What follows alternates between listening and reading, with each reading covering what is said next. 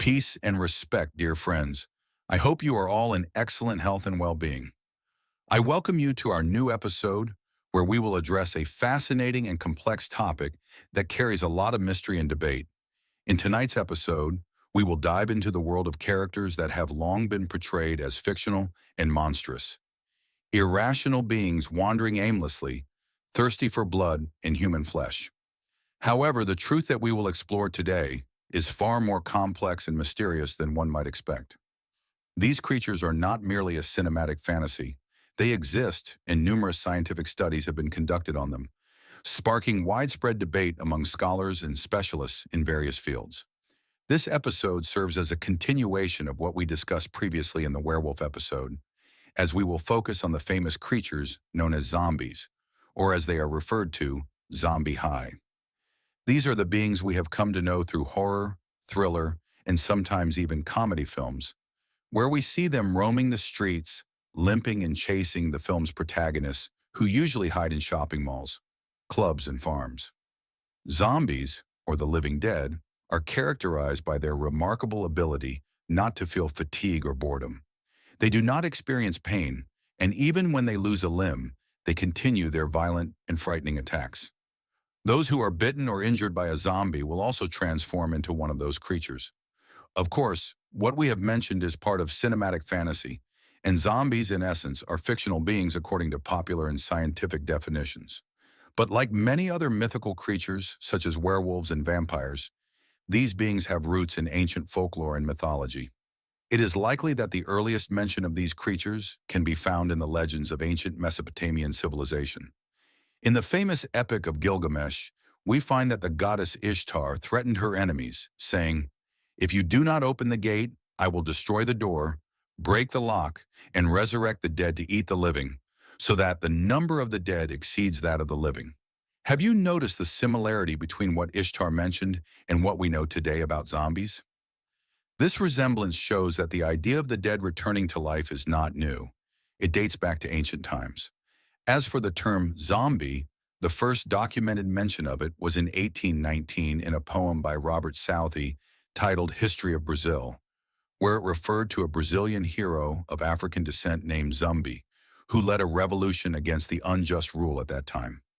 Later, this word reappeared in the Oxford English Dictionary, where it was noted that its origins trace back to Central Africa, where it was used as the name of a deity capable of resurrecting the dead.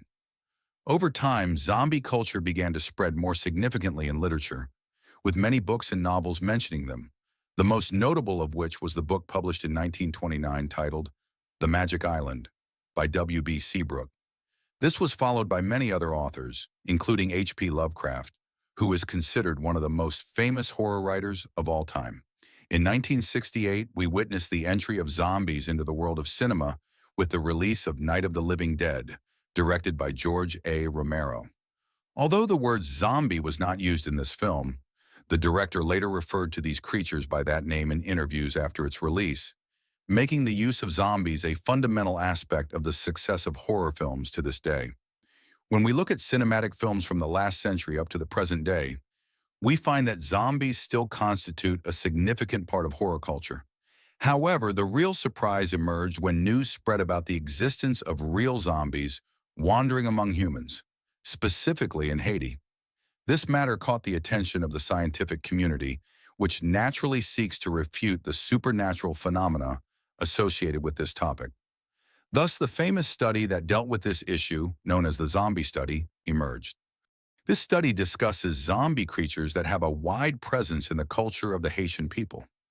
Researchers have recorded numerous stories about bodies returning from the dead through sorcerers, who are referred to in Haiti as bokor.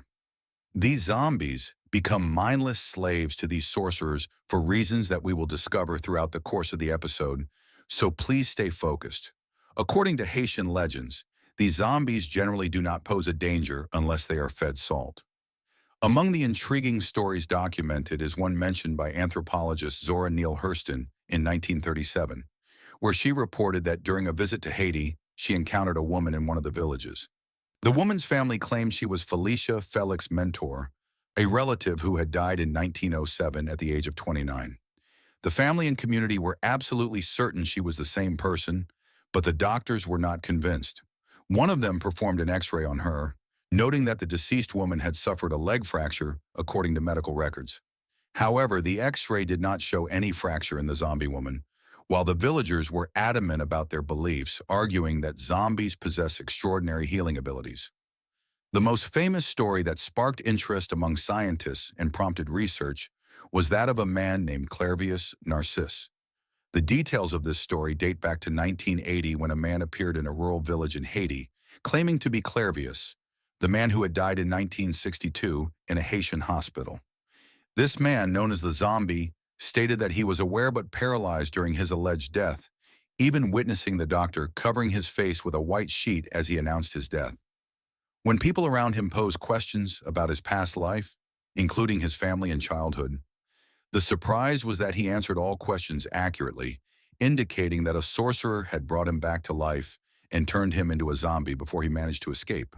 The spread of this man's story prompted botanist and anthropologist Dr. Wade Davis to travel to Haiti in 1982, hoping to discover what truly causes the alleged transformation of the dead into zombies.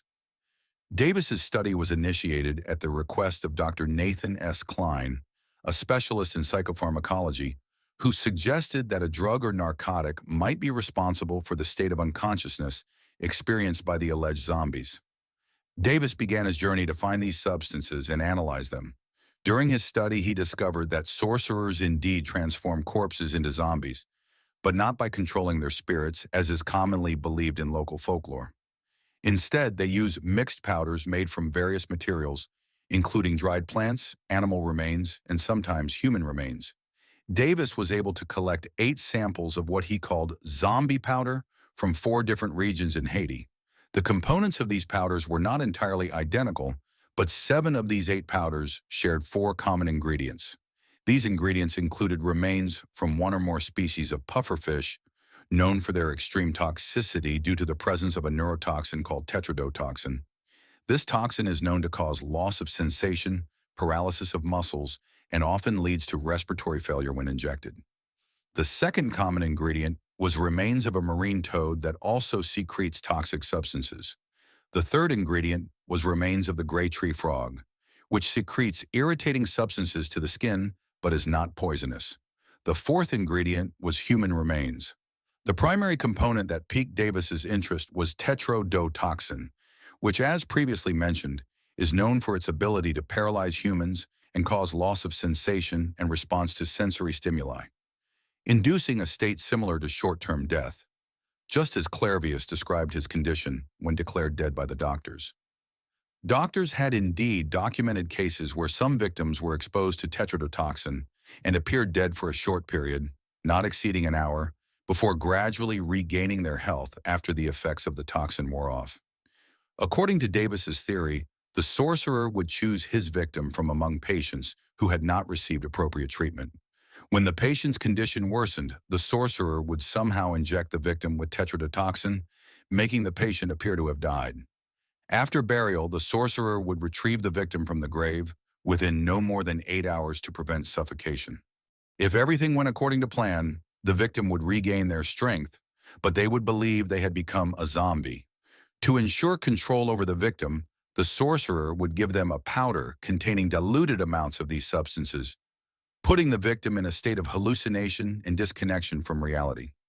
Consequently, they would lose the ability to speak and become forgetful, allowing the sorcerer to maintain control over the victim, who would unwittingly become a slave, executing all the sorcerer's demands without compensation. After the sorcerer finished exploiting the victim, he would cease administering the hallucinogenic drug, allowing the living dead to return to their village and become part of their community as a zombie. The state of hallucination and loss of sanity experienced by this victim resembles that of individuals who use the drug flakka, which is globally known as the zombie drug. These individuals have lost their minds and humanity due to their drug use, becoming living examples of zombies. Although this study was intended to solve the mystery of zombies in Haiti, it faced numerous objections, including ethical concerns regarding grave desecration and violation of the sanctity of the dead. Additionally, there were scientific objections regarding the ineffectiveness of the samples Davis collected due to their mixing with other solutions, which compromised their original composition. Another criticism targeted the psychological aspect of the study, as some skeptical psychologists studied and examined certain zombie cases in Haiti, revealing that most of them suffered from mental illnesses, the most prominent of which was schizophrenia. However, the existence of zombies was not limited to Haiti. Zombie cases have also been documented in Africa, where sorcerers and shamans are accused of seeking slaves to satisfy their needs and carry out their tasks. According to these beliefs, the sorcerer or shaman kills the victim and then takes possession of their body, transforming them into a zombie by controlling their spirit and erasing their mind. As a result of all these studies and discussions, there remains a mystery surrounding the phenomenon of zombies, especially those documented in Haiti.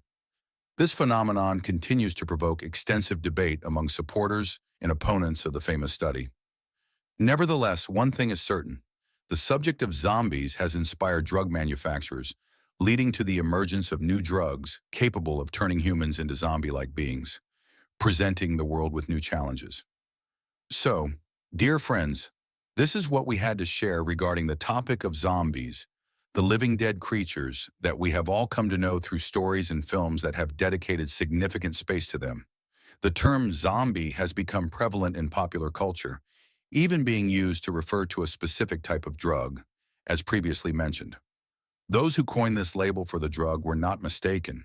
The videos that circulated about users of the zombie drug clearly illustrated how these individuals behave irrationally, which unequivocally indicates a complete absence of reason and logic in their actions. This situation has prompted authorities in numerous countries to declare a state of emergency in areas that have witnessed the spread of this plague. Drugs, of course, are among the major scourges that worry parents, especially with the significant openness we are witnessing in the age of social media, which, despite its importance and benefits, carries dark sides that may prove more dangerous than the drugs themselves. The addiction to these platforms has turned some individuals into zombies without their realization, a phenomenon we hear about frequently these days, becoming a topic of discussion among experts and a source of warnings. Parents bear a significant responsibility to monitor their children and warn them against the dangers of drug addiction. This responsibility should also extend to the use of social media platforms, particularly given the systematic decline we observe in our values, culture, customs, and dignity within our communities. In conclusion, we call upon everyone to preserve the trust placed in us and to keep our communities respectful of our principles and traditions, even if only to a minimal extent. We will continue to shed light on any issue we perceive as harmful or degenerative to our societies. Until we meet in a new episode, I wish you all safety and peace.